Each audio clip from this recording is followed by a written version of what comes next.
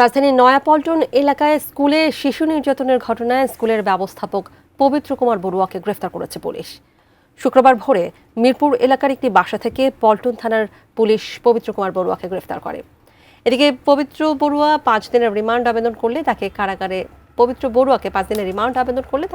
কারাগারে পাঠানোর আদেশ দেন আদালত। এ বিষয়ে শুনানি হবে 27 জানুয়ারি।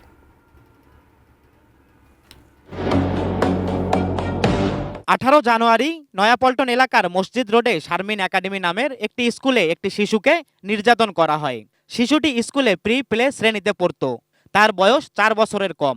স্কুলের অফিস কক্ষে শিশু নির্যাতনের ভিডিওটি এরই মধ্যে ভাইরালও হয়েছে।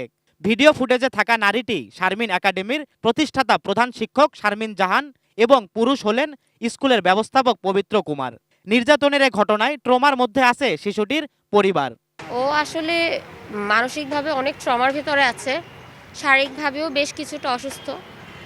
এখন আমার মায়ের কাছে আছে। যে আমি চাই না আর কোনো বাচ্চা কোনো শিক্ষা প্রতিষ্ঠান বা বাহিরে কোথাও কখনো কোনো নির্যাতনের শিকার হোক।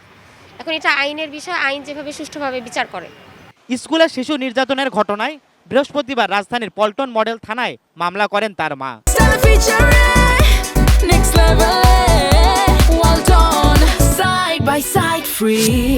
মামলায় শারমিন একাডেমির প্রিন্সিপাল শারমিন জাহান এবং তার স্বামী ও বিদ্যালয়ের অ্যাডমিন অফিসার পবিত্র কুমার বড়ুয়াকে আসামি করা হয়। দুজনকে আসামি করে শিশু আইনের 70 ধারায় মামলাটি করা হয়। পরে শুক্রবার পল্টন মডেল থানা পুলিশ তথ্য প্রযুক্তি সহায়তায় ঢাকার মিরপুর 6 নম্বর এলাকা থেকে অভিযুক্ত পবিত্র কুমার বড়ুয়াকে গ্রেপ্তার করে। তথ্য প্রযুক্তি এবং অন্যান্য সোর্স এর সহায়তায় সিনিয়র সাথীদের সাথে আমরা এই বিষয়ে বারবার কথা বলি।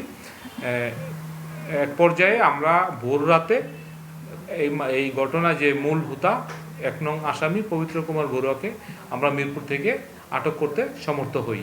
পুলিশের মতিঝিল বিভাগের উপকমিশনার মোহাম্মদ হারুনুর রশিদ বলেন, পল্টন থানার পুলিশের আরেকটি দল আরেক আসামি শারমিন জাহানকে গ্রেপ্তারে অভিযান চালাচ্ছে।